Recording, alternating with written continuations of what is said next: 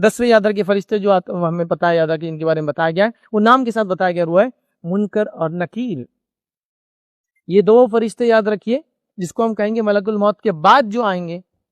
وہ یہ یاد رکھیے، یا تھرڈ نمبر پہ آئیں گے، چونکہ ملک الموت لینے آئیں گے، پھر آسمان پہ جائیں گے، دروازے کھلیں گے نہیں، نیک لوگ ہوں گے تو کھول دی جائیں گے، سلامتی کی دعائیں دی جائیں گی، واپس بھیج دیا جائے گا، برے لوگ ہوں گے تو کھولے ہی نہیں جائیں گے، پھینک دیا جائیں گے۔ تو بہرحال وہ بھی ہے، لیکن وہاں دیکھیں گے نہیں دیکھیں گے ہم کو نہیں پتا، لیکن وہ بھی فرشتوں کا ایک گروپ ہے جو دروازوں کے اوپر تعینات ہے۔ نبی اکرم صلی اللہ علیہ وسلم جب معراج پر گئے تو پوچھا گیا کون ہے، دستک دی گئی، تو کہا جبرائیل ہے، کہا ساتھ میں کون ہے، کہا محمد صلی اللہ علیہ وسلم، کیا اجازت ملی تھی، کہا اجازت دی گئی، تو دروازہ کھلا ہوا۔ لیکن ان فرشتوں کی کوئی تفصیلات نہیں آتی، لیکن اشارہ ملتا ہے کہ جنت کے دروازوں کو وہ ہے، اور آسمان کے دروازے ہوتے یاد رکھیے، مختلف دروازے مختلف اوقات میں کھلتے ہیں، انشاءاللہ کئی موقع ملا تو وہ دروازے ان کی کیفیت اور کب کھلتے ہیں، لیکن ایک دروازہ یاد رکھیے جو ہمیشہ کھلا ہوتا ہے، جو کبھی بند نہیں ہوتا ہے، ہمیشہ جب تک قیامت کی پہلی علامت نہیں آئیں گی، وہ ہے توبہ کا دروازہ، ہمیشہ کھلا رہتا ہے، اس میں سے ہمیشہ دن ہو رات ہو صبح ہو شام ہو، کفر کی حالت میں برائی کی حالت میں اچھائی کی، دروازہ کھلا ہے، قبول ہوتی رہتی ہے۔ باقی دیگر چیزوں کے لیے دروازے کھلتے ہیں، چیزیں اندر آتی ہے اور باہر جاتی ہے یاد رکھ، لیکن توبہ کا دروازہ اللہ نے قیامت تک کے لیے کھلا رکھا ہے یاد رکھ، سوائے اس کے کہ انسان دنیا میں مر جائے تو مرنا اس کی موت ہے، سمجھو وہاں اس کا معاملہ بند ہوا، ورنہ قیامت تک یہ دروازہ کھلا۔ بہرحال وہ بھی فرشتے ہیں، قبر میں آتے ہیں، سوال جواب کرتے ہیں۔ روایتوں کے اندر تفصیلات جو ملتی وہ یہ ہے کہ قبر میں آتے ہیں اور قبر کو چیرتے ہوئے آتے ہیں، پھاڑتے ہوئے آتے ہیں، اور بہت بڑے بڑے دانت ہیں،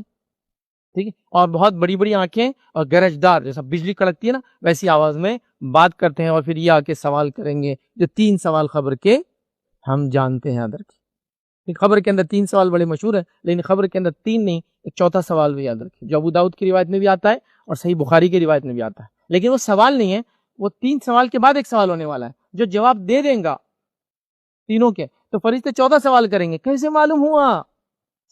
تجھے کیسے پتا چلا یہ 3 سوالات کے جواب یہ ہے،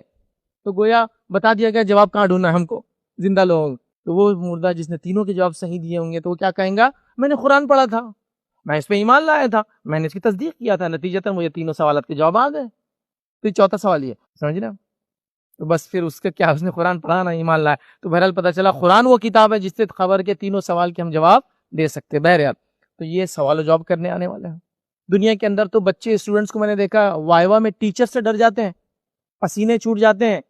ڈائریا لگ جاتا ہے، ٹوائلٹ کو جانا پڑتا ہے۔ یہ منکر و نکیر 2 اللہ کے اپوائنٹڈ فرشتے ہیں، ان کا سائز کیا ہوگا، کیفیت کی 3 باتیں تو آ گئی اس کے اندر۔ اب اندازہ لگائی زمین پھاڑتے ہوئے کوئی چیز آئے، چھوٹی موٹی چیزوں کی آواز سن کے ہم ڈرتے ہیں کہ نیچے کیا ہے اوپر کیا ہے، پتہ نہیں جن بت تو نہیں ہے، تو یہ آنے والے ہے، تو بہرحال ایک عجیب کیفیت ہے۔ بہرحال تو یہ فرشتے